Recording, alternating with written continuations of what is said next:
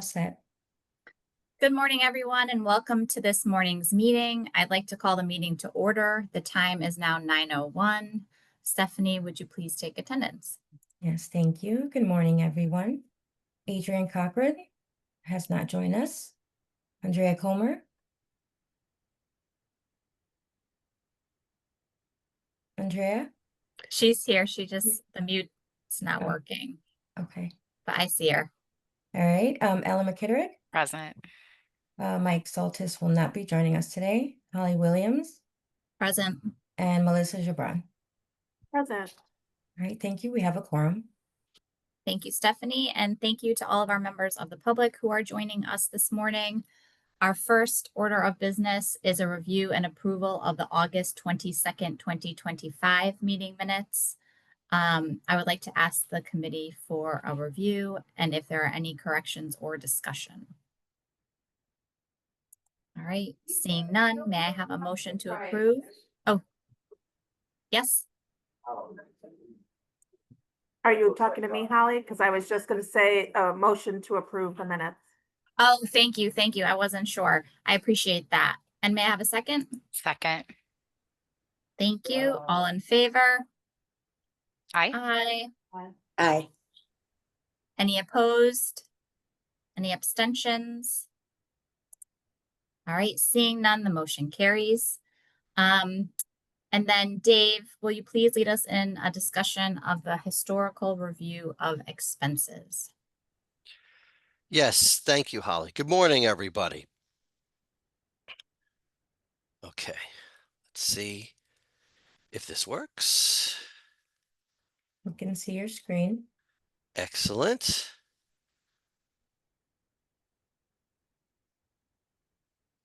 Okay, so at the last board meeting during the discussion of the contribution rate, it was mentioned, one of the things that was mentioned was we should look at our expenses to see what they look like historically, and if there was any opportunity there to address any of the expenses that we've been spending money on. So this morning, we wanted to give everybody a review of the expenses that the authority has had for the last 5 or 6 years. So we are going to delve into that. We're going to start high level. And so this slide shows contributions in blue, benefits in red, and the total expenses of the authority in green. And so as you can see, the expenses for the authority are pretty low compared to the amount of benefits we've been paying out. The total expenses for the authority in the past few years have been between $37 to $39 million, while the benefit payments, as most people probably aware on this call, have been going up year to year. And at the most recent year, they were at $445 million.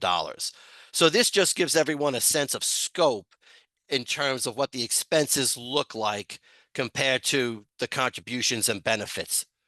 Looking at it another way, the expenses are a smaller percentage of the total amount of money going out the door for the authority. Benefits make up a big piece of that and make up a bigger and bigger piece of that every year.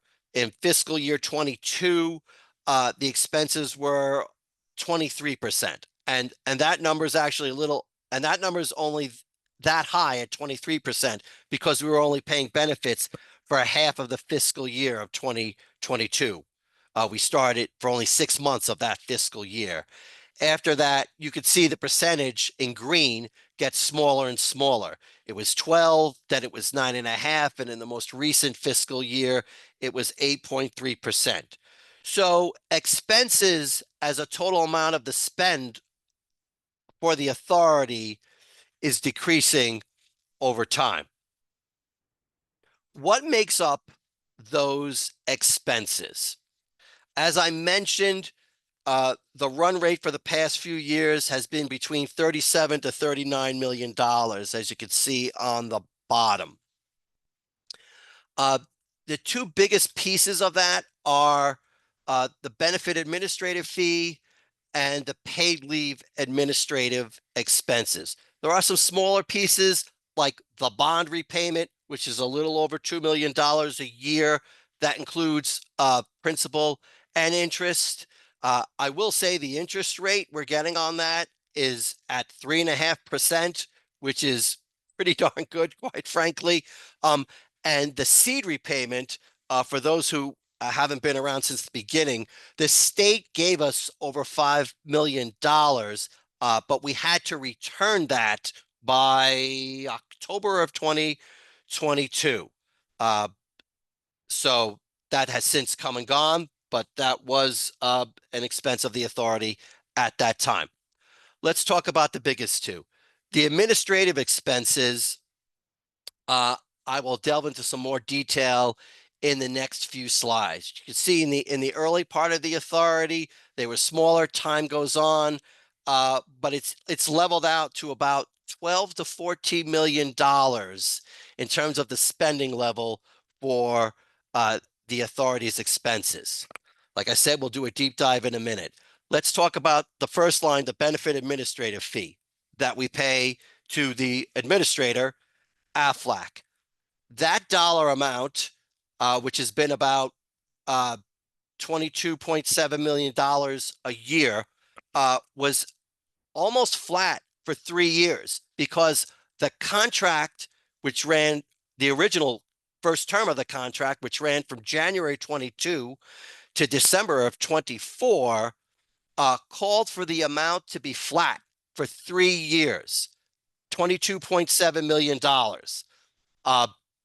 If you're wondering why fiscal year 23 was a little lower, that's because after the first year we were working with AFLAC, some of the servicing levels hadn't been met, and so some money was returned back to the authority as was required by the contract. So we actually paid out less because of that. But if you remember during that time, that was to put it lightly, the inflation during that time was higher than usual, but we were paying a flat fee for our benefit administrative work.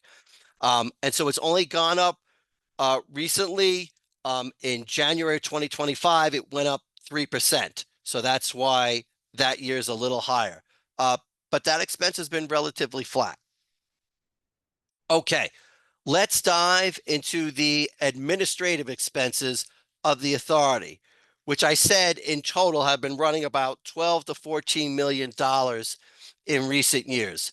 I'm not going to go over every number on this chart, but I just want to point out the major categories are payroll and related expenses, including medical benefits and the pension benefit. There's also the contact center that's currently United Way. That number's been pretty stable over the past few years, running at about $1.5 million. There's outreach expense. We're going to do a deeper dive into that in a few minutes. Our IT expense, because much of what we do is electronic and on a platform and automated. So there's IT expenses we need. There's grievance adjudication, AKA appeals work that our partners in DOL do for us. I do want to point out that if you look in fiscal year 2023, there was a high of over $500,000. But in years going forward, it's gone down. And that is because of our benefits team led by John Simonetti and the reconsideration work they do with claimants. So if claimants are denied and they feel they weren't denied appropriately, they can go back to us first before they go to the appeals process. And a lot of that reconsideration work is paperwork oriented, and that's why they were denied the first time. So if we can address those issues ahead of time, which we do, then there's no need to go through the appeals process. And so that's why that number has been going down all the time. There's also additional expenses. We'll get into a deep dive for that in a second. And we did have some seed repayment paid out of the operating account as opposed to the contributions, because if you've been around long enough, you know we're typically ahead of budget. So we used that money out of the operating budget instead of taking it out of contributions, because we wanted to stay in the contribution fund and earn interest there. You will see that some of the numbers change from year to year, and there's some ups and there's some downs, and some are more significant than others. And that's what the red boxes are for. Just briefly, I want to point out, for example, in fiscal year 2022, the payroll number was at $5 million, whereas the year before it was at 2. We had a significant increase in staff that year as we were ramping up. So that's why that happened. Outreach expense, you'll see in fiscal year 2025, it was at $1.4 million, which is higher than it had been historically. That's because that was the year we started our CEC program, and I'll jump more into outreach in a future slide, but that was by design, and that's why it went up. IT, you'll see sometimes it goes up and sometimes it goes down. And really, for the years that it goes up, that's because we are utilizing consultants more in that year. For example, in fiscal year 22, that was the first full 12 months that the contribution system was up and running. Before that, we had been using bond funds to build the contribution system and pay for some initial expenses. After that, it was up to us to run the operating. So we were using consultants for that operation. And then as time went on, we moved the operating expense internally so that more of our internal IT people were using it. And so that was one reason payroll went up and IT went down, because in the long run, for certain things that are ongoing, it's cheaper for IT staff internally than paying consultants. So that's why it was high in fiscal year 22. And then in fiscal year 24, you see it went up again. We were utilizing consultants yet again for our fund recovery efforts and building that up and making it better during fiscal year 2024. So those are just some examples of when numbers change significantly. There are reasons for that. Melissa, I think you raised your hand. Yes, thank you so much, Dave. I appreciate that. I just have a question, I guess. And maybe you'll get to this later on. Do you have a tracking of the number of FTEs as we go through each fiscal year as it correlates to these, changes in the top line? You just had to give me 10 seconds, Melissa. Great. And then All going, and we'll get, I guess I'll wait on that in a moment. And then my second question is, do we have specific policies related to hiring of consultants? Yes. Okay. All Yeah. right, I mean, great. I'll check that out another. yeah, I mean, there's a method behind the madness. I mean, we don't hire staff just to hire staff, and we don't hire consultants like just to hire consultants. And actually, if you give me a few minutes in the next few slides, I'll explain that methodology on how we do that. Is that all right? Sounds great. Sounds great. Thanks. Okay, you're very welcome. Okay, so Melissa beat me to the punch. So I was going to start off talking about payroll and how FTE tracks over time. So in the early part of the authority, we were ramping up and staffing up. So in the very first year of the authority, there were only 3 people. And then we went up to 19 and then up to 34. And over time, so we've leveled out, and the amount of increases per year certainly wasn't as much as the year before. We certainly, as I mentioned, we're certainly very higher in We're certainly very careful in who we hire.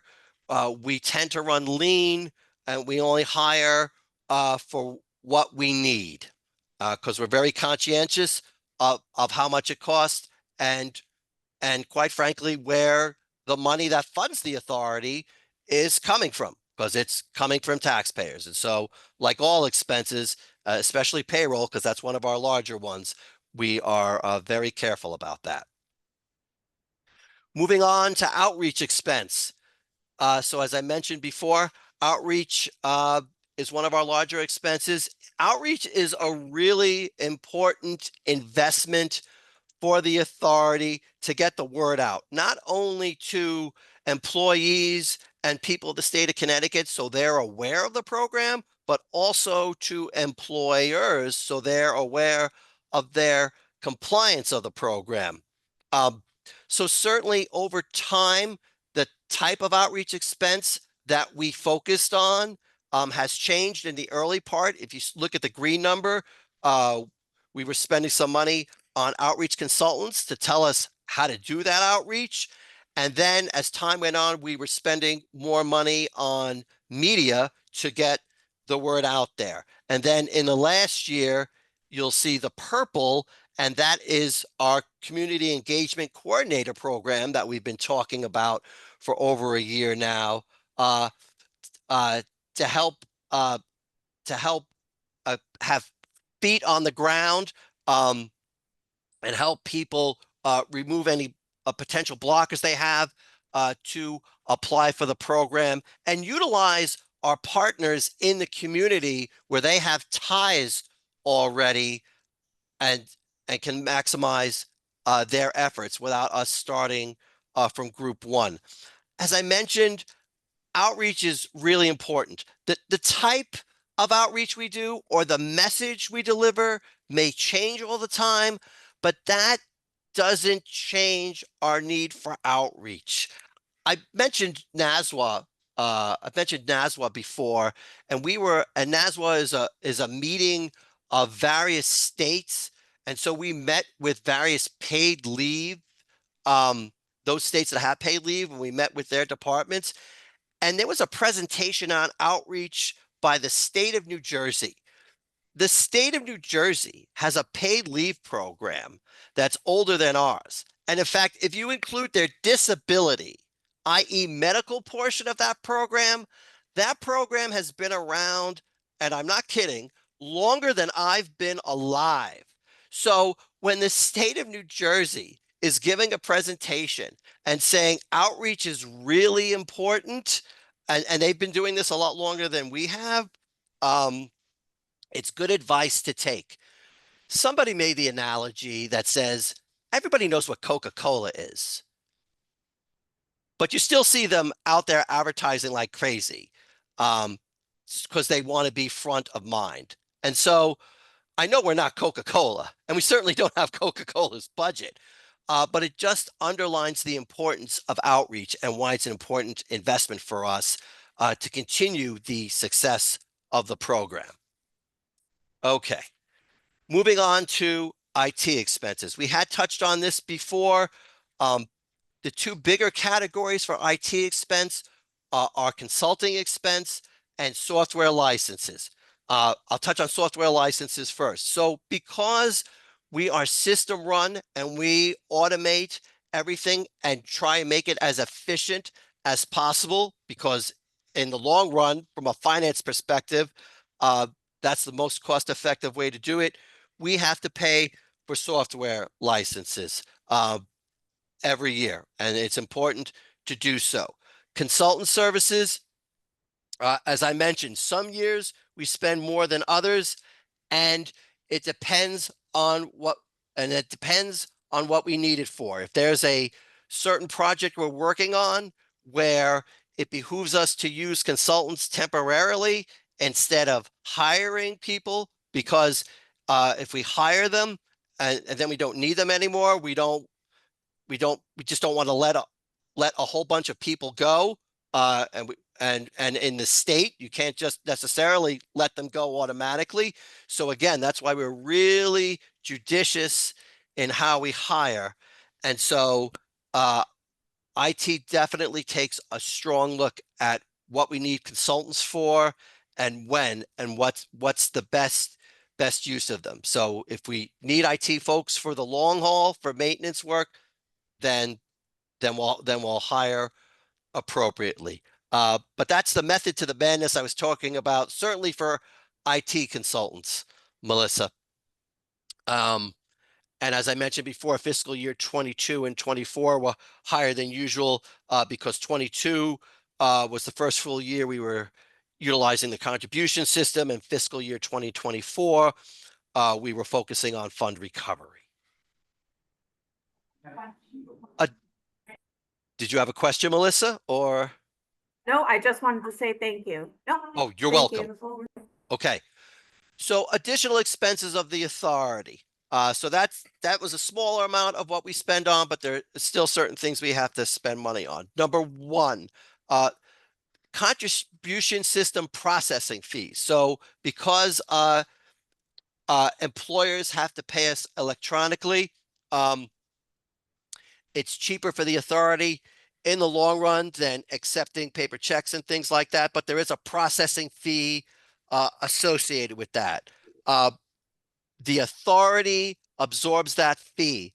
None of that is passed on to the employers. I realize there are some other agencies or some governments at the local level who pass that on to those who use it, but we don't. That was by design because the system, the program was designed not to cost employers any more money. So that is why contributions come from employees and they don't come from employers. Along those same lines, employers don't have to pay into the system on behalf of the employees. So that's why it's an expense of the authority. There's also additional professional and contract services that the authority spends money on, actuarial services. I think the finance committee will agree that's an important expense for us to spend money on so we can look into the future and make educated decisions based on where we think where the fund is going to be in the next 3, 5, 10 years. Auditing services to make sure the books and records are reflected reflected reasonably accurately. Again, I don't think the finance committee would have any issue with that, saying it's important. Legal services, we do spend money on occasion for legal services. That is not a dig on Michael or his staff, or even Erin for that matter. But sometimes we need expertise, a lot for contract work, for example, that we don't have internally. So when it's necessary, we will use outside legal services because we really want to make sure that things like our contracts are buttoned up and tight. Because if we don't, it really would be penny wise and pound foolish not to spend that money to make sure that everything is as intended and everybody's on the same page. Our additional expenses did go up in fiscal year 24 and 25, but that's because our fund recovery efforts started, and that includes printing and postage because not every employer we can reach by email, so we have to do it the old-fashioned way and send them out notices. But the good news is that's not a sunk cost because we are actually getting money in contributions, penalties, and interest, much more so than we're spending for printing and postage. So that is an investment in fund recovery well spent. And then finally, insurance expense is included in this category as well, because everybody needs insurance. Okay, I have been talking a lot about actual expenses for the past few minutes. I just want to talk about how our actual expenses have compared to budget over the past few years. We budget conservatively and prudently. because we want to make sure we've encapsulated everything that we could possibly spend money for when possible. And often, if we could spend money less than we budget, we do. We don't, we're not sitting here at the end of the fiscal year going, oh, we have budget money left over. We're going to need to spend that. No, that is not our mentality at all. If we don't need to spend it, we don't. And if our actual expenses come in lower than expected, we'll adjust the budget necessary to next year. So, and the proof is in the pudding, because our actual admin expenses, as I've mentioned, have been coming in on the red bar between 12 to $14 million. Whereas in the past, in recent years, we've budgeted at around 17 to $18 million. So we certainly have been very careful with our spending compared to the budget. And that leads me to how we manage expenses overall, now and in the past. We've always been very conscientious about managing our examples. For example, the money we use for our external partners, like the TPA, i.e. Aflac, or contact center, United Way. We are leveraging our external partners when they can provide the same or better services without any upfront system costs that we would otherwise have had to pay internally. So when it makes sense to do so, we will use external partners for that, because it's certainly less money to spend in the long run. Also, regarding those first two, the TPA and the contact center, and others similar to it that are smaller in nature, these are contractual relationships with our external partners. And we have more control over our contractual relationships than we do certain other things, certainly related to, for example, staffing costs. We don't control the pension costs, the overhead rate that we would have to pay, and we don't have any influence into what wage increases will be for staff either. Certainly for those who belong to a union. So when it makes sense to do so, we will use a contractual relationship for certain things because it makes more sense, because we have more control. Speaking of employees, our employees are fully remote. So we have no occupancy expense. We don't have to pay for furniture or any of those related expenses to having an office. So we certainly save a decent amount of money that way. And there is nothing lost by having a fully remote staff. We've been doing it for almost 6 years now. And so I'd say we're very proud of that we got everything up and running by the deadlines, and continue to have an awesome running program, if I may say so myself. The competitive procurement process ensures we get the services we need at a competitive price. When I say competitive procurement, you may know that better as RFP, request for proposal. When we do that, we get various proposals, see what the services see if the services they're providing are the ones we're asking for, and we make better educated decisions and get a fair price doing it. As I mentioned before, we manage our IT costs very carefully. We make concerted decisions and a thoughtful allocation of when to use internal staff versus when we use consultants, and use them appropriately when we need. We make wise investments in our personnel. As I mentioned, we hire very carefully, judiciously, and we promote from within when appropriate. And finally, outreach. We are really maximizing the reach in outreach. Because of the business we're doing with, say, TV stations, for example, they will have us on their shows. Erin will appear a couple of times a year on a local station promoting the authority.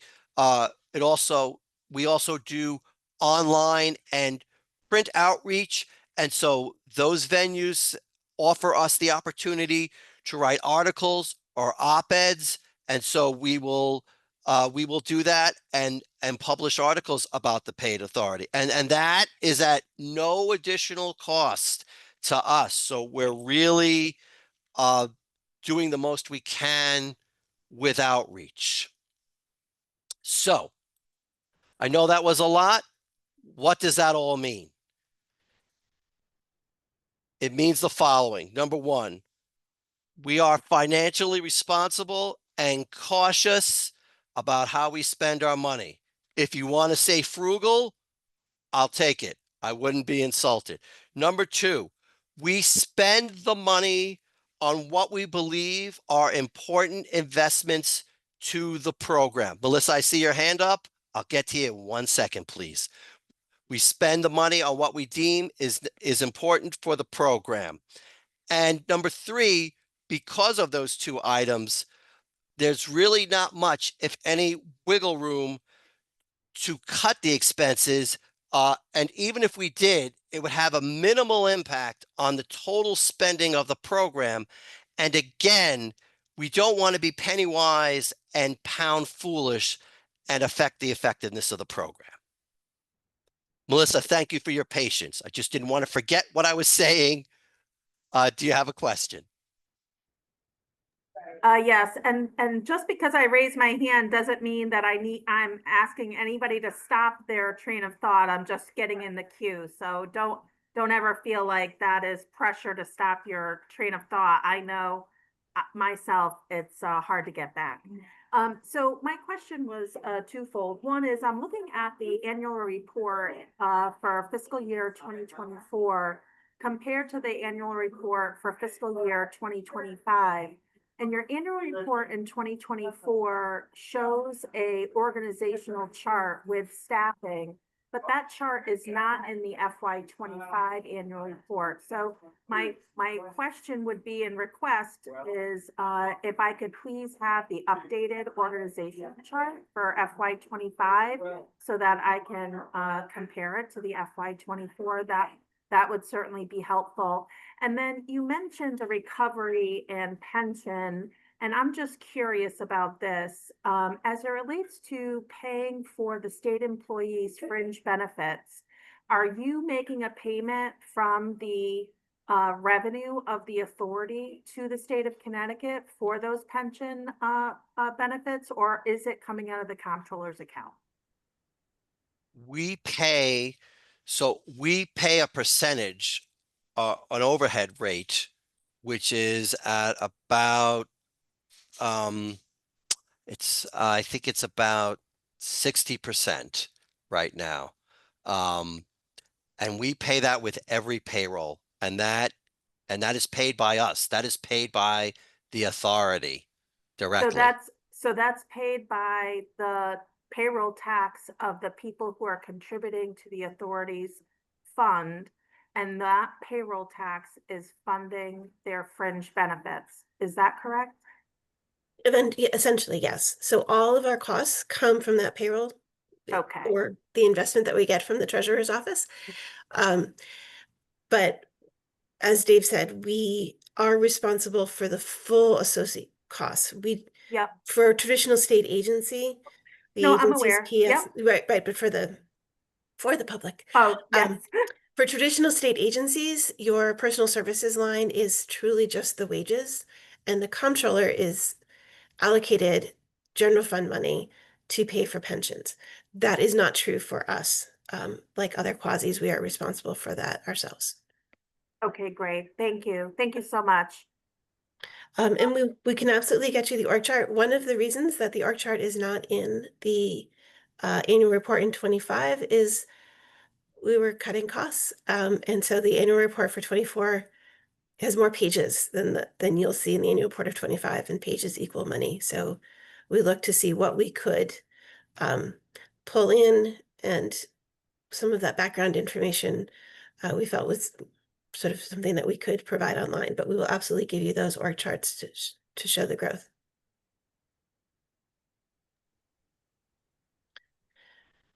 Thank you, Dave and team, for taking us through that, the history and growth of history and financial position of the organization. Does anybody else have any questions? No?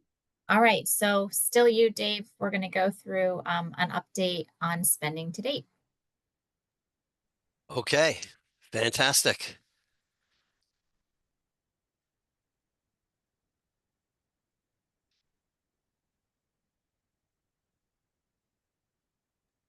You can see your screen, Dave. Thank you for the verification as always, Stephanie. Okay, we are going to go over the results. Excuse me. We're going to go over the results through August of 2025. So for the month of August, the authority spent just over $1 million. That was just under $200,000 compared to budget. The significant expenses of the authority were the typical expenses. Payroll and benefits came in at just under $700,000. That includes the pension benefit that I was alluding to before in the prior discussion, just a place where it is. The contact center came in at 133. Our outreach expenses were 116,000.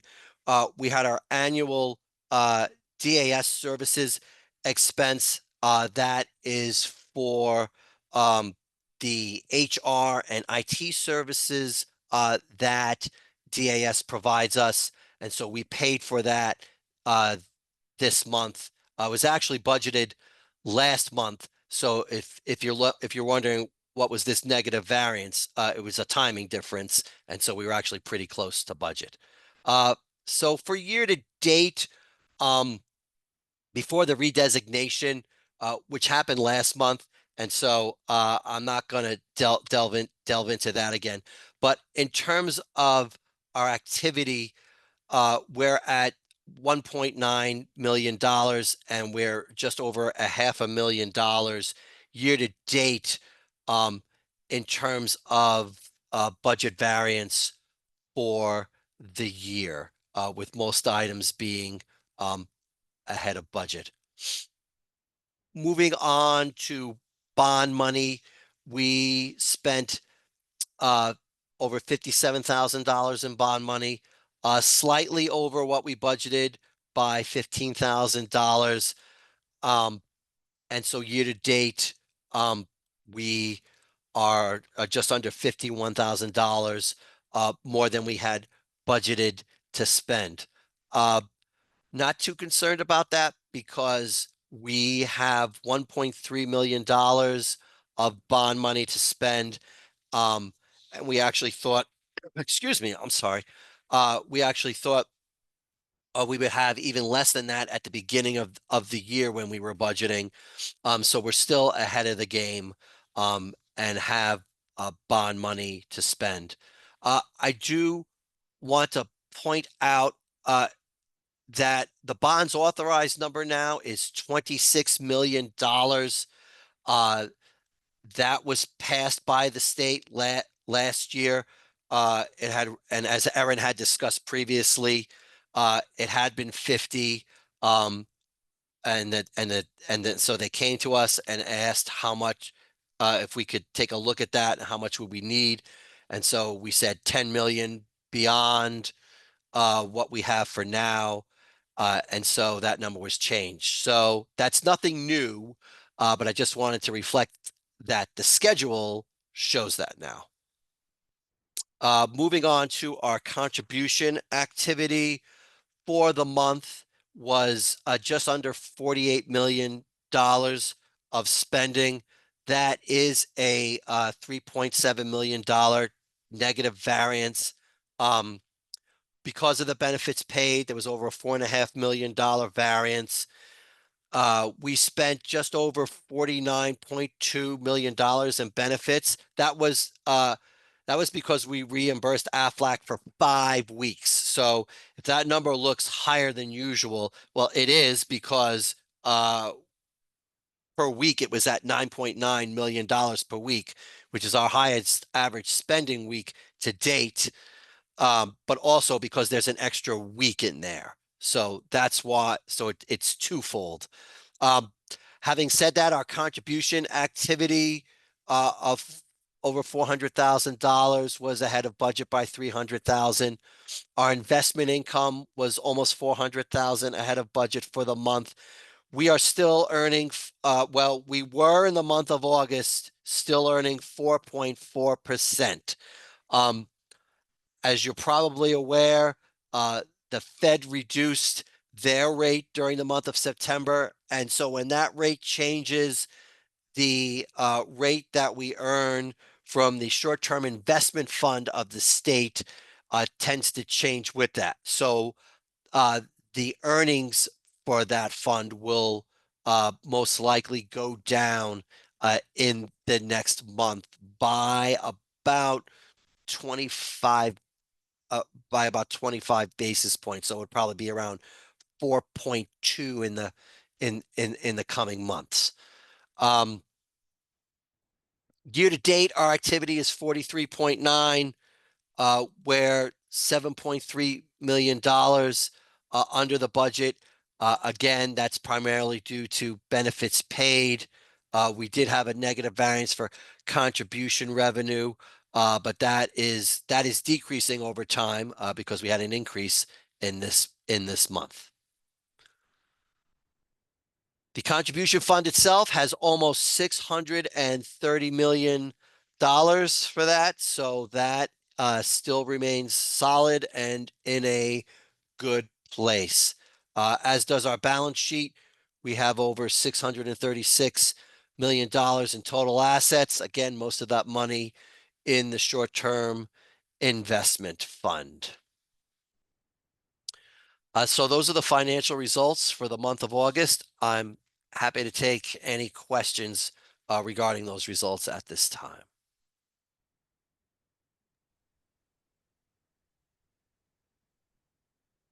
I don't see any this morning.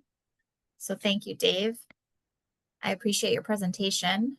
And that actually concludes all of our business today. Is there any new business? Or excuse me, any old business? No. Any new business? No. All right. May I have a motion to adjourn? So moved. Second? Thank you. Thank you both. All in favor? Aye. Aye. Aye. Any opposed? Any abstentions? The motion carries. The meeting is adjourned. The time is now 9:44. I hope everybody has a wonderful weekend. Thank you, Happy everyone. Friday, Bye, everyone. everyone. Thank you. Thank you, Dave.